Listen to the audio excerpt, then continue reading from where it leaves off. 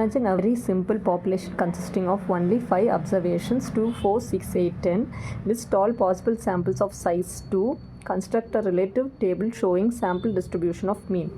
So இதுக்கு answer எப்படி கண்டுபிடிக்கணும்னா, ஃபஸ்ட் வந்து என்ன கேட்டிருக்காங்கன்னா, list all the possible samples of size 2. So அப்போ வந்து மொத்தமாக எவ்வளோ எலிமெண்ட்ஸ் இருக்குன்னா 5. ஸோ 5ல் நம்ம வந்து சைஸ் 2ல் பிரிக்கும் போது எவ்வளோ காம்பினேஷன்ஸ் வருதுன்னு பார்க்கணும். So 5 into 4 divided by 2 into 1 மொத்தமாக 10 காம்பினேஷன்ஸ் நம்மளுக்கு வரும். ஸோ இப்போ என்ன கேட்டிருக்காங்கன்னா, list all the possible samples of size 2.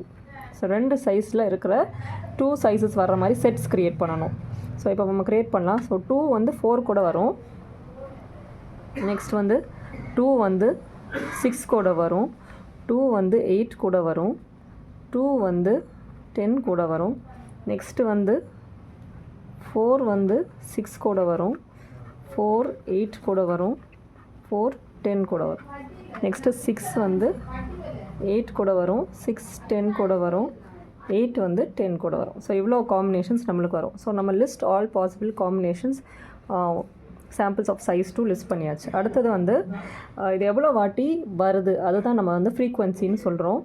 So அதுக்கு முன்னாடி ஃபஸ்ட் நம்ம வந்து என்ன பண்ணுறோம்னா, construct relative frequency table showing the sampling distribution of mean. So first நம்ம வந்து மீன் கேல்குலேட் பண்ணுறோம். மீன்னா average. So 2 and 4 2 + 4 divided by 2 average கண்டுபிடிக்கணும். 2 + 4 divided by 2 இதோட ஆவரேஜ் வந்து 3. ஸோ இதோட ஆவரேஜ் வந்து 4. வேல்யூஸ் பார்ப்போம். மீன் வேல்யூஸ்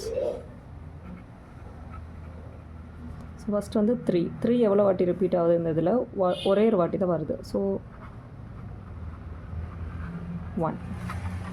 அடுத்தது வந்து 4 வந்து எவ்வளோ வாட்டி ரிப்பீட் ஆகுது? 1. 5 2 ஃப்ரீக்வன்சி கேட்டிருக்காங்க. ரிலேட்டிவ் ஃப்ரீக்வன்சினா என்ன பண்ணணும்னா, 1 divided by the total combinations 10. 1 by 10. So 0.1. அதே மாதிரி இது 1 by 10 0.1. ஸோ இது வந்து 0.2 வரும். இது